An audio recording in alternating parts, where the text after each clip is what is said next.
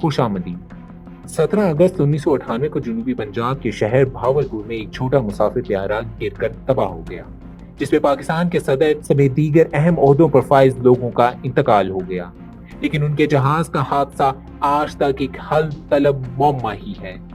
ये दास्तान है साबिक सदर पाकिस्तान जनरल मोहम्मद ज़ियाउल हक की। ये इस कहानी का तीसरा हिस्सा है। अगर आपने पहले 2 हिस्से नहीं देखे तो पॉप अप बैनर पर क्लिक कर पहले वो हिस्से देख लें। मजीद आगे बढ़ने से पहले हमारी वीडियो को लाइक करें, चैनल को सब्सक्राइब करें और ऐसी ही मजीद वीडियोस देखने के लिए बेल आइकन को प्रेस कर दें। साबिक सदर पाकिस्तान जनरल मोहम्मद ज़ियाउल हक के बेटे इजाजुल हक ने एशिया पैसिफिक न्यूज को एक इंटरव्यू में बताया कि एयर कमोडो ज़हीर ज़ैदी ने ये बात मुझे खुद बताई कि जहाज में आम की गुठलियों में न सिर्फ धमाका खेज मवाद मौजूद था, यहाँ तक कि जहाज के कॉकपिट में भी ऐसा सामान मौजूद था जिसमें जहरीली गैस महफूज थी। ये जहरीली गैस दौरान सफर कॉकपिट में फैल गई और इस जहरीली गैस की वजह से दोनों पायलट्स बेहोश हो गए और जहाज को काबू न कर सके। इस बात की तस्दीक ऐनी शाहिदीन के बयान से भी होती है कि जहाज कभी ऊपर और कभी नीचे जा रहा था, कभी दाएं और कभी बाएं जाने मुड़ रहा था, गोया कोई जहाज को चलाने वाला ही ना हो। एशिया पैसिफिक न्यूज की जानिब से सहाफी ने सवाल किया कि हुकूमत उस हादसे की तहकीकात करने में क्यों दिलचस्पी नहीं रखती थी, हालांकि मुल्क का सदर उस हादसे में फौत हुआ था। तो इजाजुल हक ने जवाब दिया क्योंकि यह हादसा सियासी इंतकाम का ही नतीजा था। उनसे सवाल किया गया कि आपके ख्याल में इस हादसे में अंदरूनी और बैरूनी दोनों हाथ मुलविस हैं, तो उन्होंने जवाब दिया कि यकीनन दोनों मुलविस हैं। बहुत से लोग इस हादसे को कराने में आला कार साबित हुए। मेरे वाले तो उस तकरीब में शामिल भी नहीं होना चाहते थे, क्योंकि आर्मी चीफ और पाकिस्तान के सदर होने की हैसियत से एक ऐसी छोटी सी तकरीब में शिरकत करने का कोई जवाज ही नहीं था। फौज का कोई मुकामी नुमाइंदा भी इस तकरीब में शिरकत कर सकता था। मेरे वालिद को इस तकरीब में शिरकत करने के लिए उनके किसी सीनियर फौजी दोस्त ने आमादा किया। आर्मी हाउस के रजिस्टर के मुताबिक उनके इस दोस्त ने उनको तकरीबन 16 बार कॉल की और इस तकरीब पर आने के लिए आमादा किया। इजाजुल हक साहब से पूछा गया कि वो फौजी अफसर कौन था, तो इजाजुल हक ने जवाब दिया कि वो फौजी अफसर जनरल महमूद अली दुर्रानी थे, जो कि मेरे वालिद के मिलिट्री सेक्रेटरी थे। तकरीबन 2 से 3 साल तक जनरल दुर्रानी ने मेरे वालिद के साथ काम किया। इसके बाद वो मुल्तान डिवीजन के कोर कमांडर बन गए। जैसा कि ये फौजी मश्क मुल्तान डिवीजन के जेर निगरानी थी, तो जनरल दुर्रानी ने मेरे वालिद को इस तकरीब में शिरकत करने पर आमादा किया।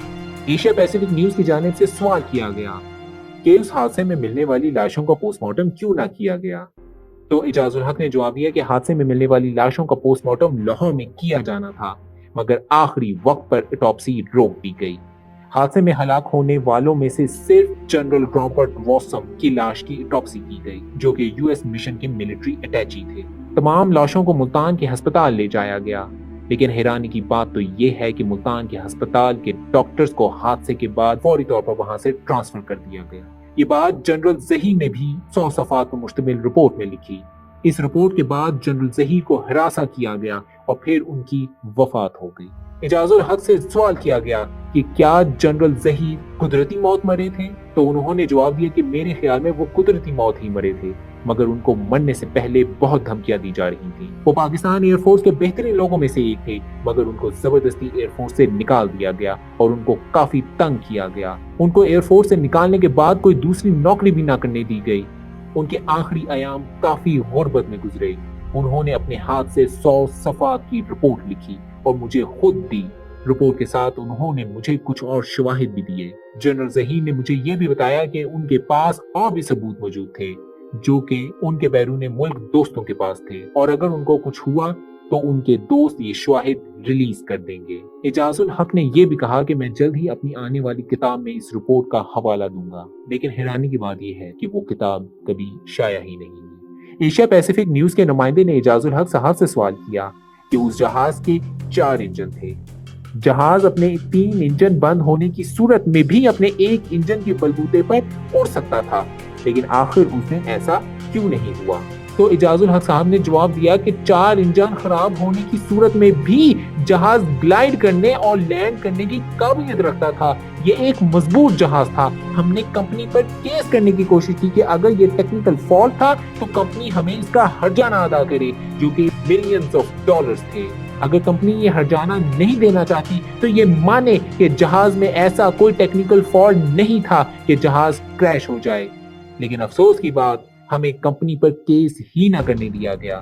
ہم نے ہمت کر کے نیو یارک میں ایک مشہور وکیل کو اس کمپنی پر کیس کرنے کے لیے منتخب کیا۔ پہلے تو وہ وکیل بہت خوش تھا کہ اسے ایک بہت بڑا کیس ملا ہے، لیکن بعد میں وکیل نے کیس لڑنے سے معذرت کر لی۔ ہم نے امریکی سفیر رافل کی بیوی سے بات کرنے اور اس معاملے میں مدد کرنے کے لیے کہا، مگر ہمیں جواب ہی نہ ملا۔ شاید اس کی وجہ یہ تھی کہ امریکی حکومت رافل کی بیوی کو بھی امریکی سفیر لگانے لگی تھی۔ ایشیا پیسیفک نیوز کی جانب سے سوال کیا گیا کہ آپ کے خیال میں جنرل مرزا اسلم بیگ کا اس حادثے کی تحقیقات میں کیا کردار ہے؟ تو اعجاز الحق نے جواب دیا کہ ایک فوجی افسر کے مطابق جو کہ جنرل بیگ کے بہت قریبی تھے، انہوں نے کہا کہ یہ حادثہ بہت سنگین ہے۔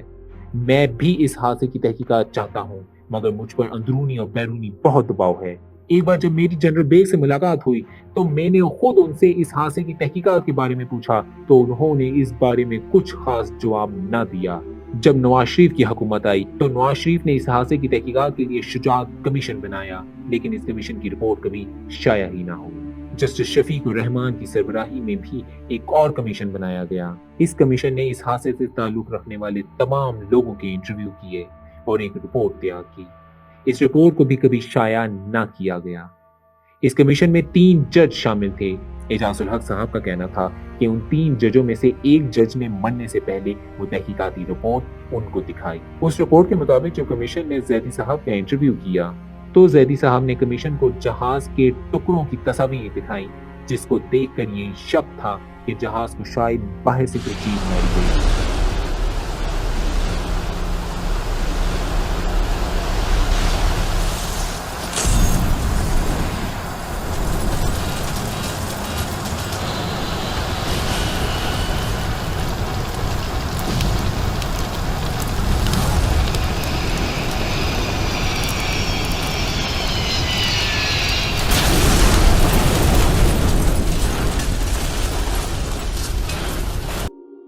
زیدی صاحب کے کہنے پر کمیشن نے ملتان ایئر فورس سے رابطہ کیا کہ انہیں جہاز کے ٹکڑوں کا معائنہ کرنا ہے جو کہ ملتان میں ہینگر میں رکھے ہوئے ہیں۔